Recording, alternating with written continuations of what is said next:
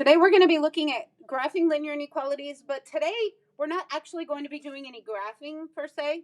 We're going to be using the idea of linear inequalities to help us write them and to check the solutions. So here's our first example. Basically, we need to know if 2, 2 is a solution of this inequality. So here's our x, here's our y. Jackson, where are you?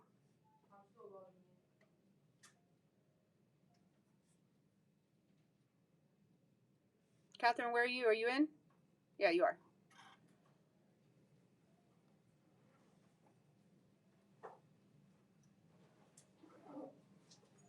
All right, so we're going to substitute these values where they belong. So we would have 2 is less than or equal to negative 2 times 2 plus 1.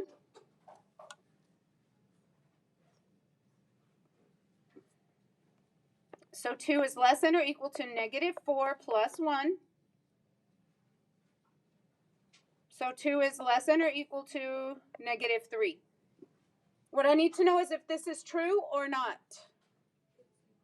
It's not correct. It is not a solution. So this would be a no. There's different ways the question can be asked. It could be no, it could be yes, it could be true or false, it could be solution or not, all of those things. So this would not be a solution of this inequality.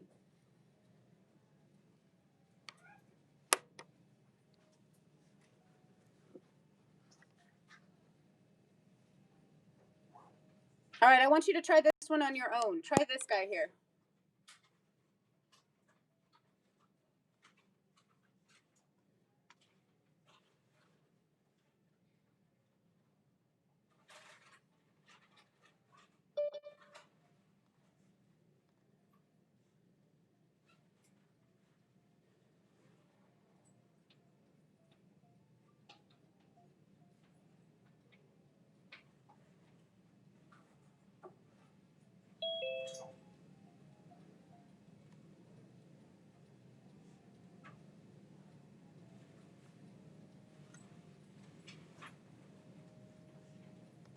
All right, so let's see. If I substitute 0, 0, I end up with 0 because this is has a value of 0. So this would be 0 is greater than or equal to negative 2.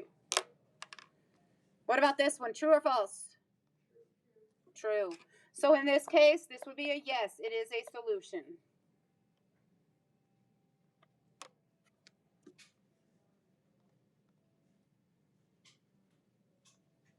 Okay. Questions so far? All right, let's go ahead and try the next one. This time we're going to be given a graph, and we're going to write the inequality from the graph. So we are going to start by finding the m and the b. Because remember, we ultimately wanted a y equals mx plus b format, correct? Well, similar except without the equal sign. So I'm going to go straight to my y-intercept, which happens to be right here. So my y-intercept is located at 3.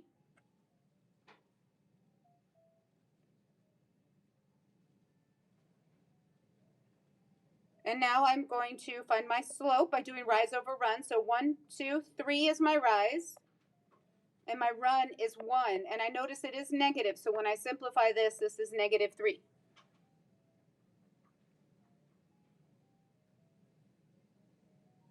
So now that I have my slope and my y-intercept, I can write my inequality. So y, and then I'm going to leave a space because we don't know what symbol we're going to use yet. We have negative 3x plus 3.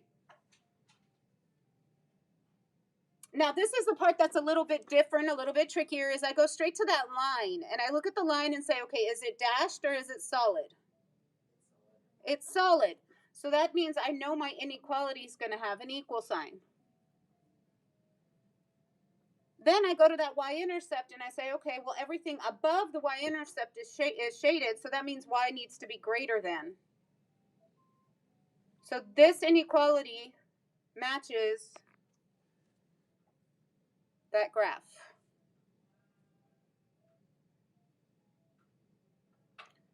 Remember, you could also change the inequality to look like standard form. So by adding the 3x on both sides, you could also have 3x plus y is greater than or equal to 3. Both of these would actually create the same graph. They just look different because remember, standard form,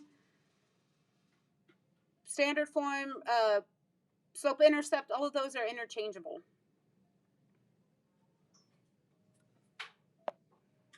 All right, here is the last one. I would like you to try this one on your own. I want to at least find the slope and the y-intercept for now. So from here, I can write my inequality. So y, and then of course I'll use my symbol there, 3 over 2x minus 3.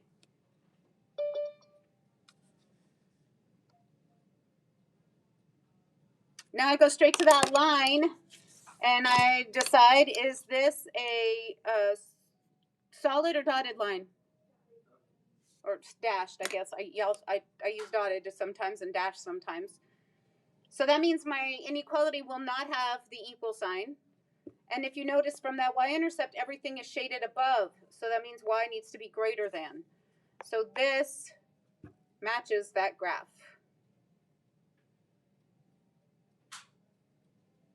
Questions about this? So this is very similar to what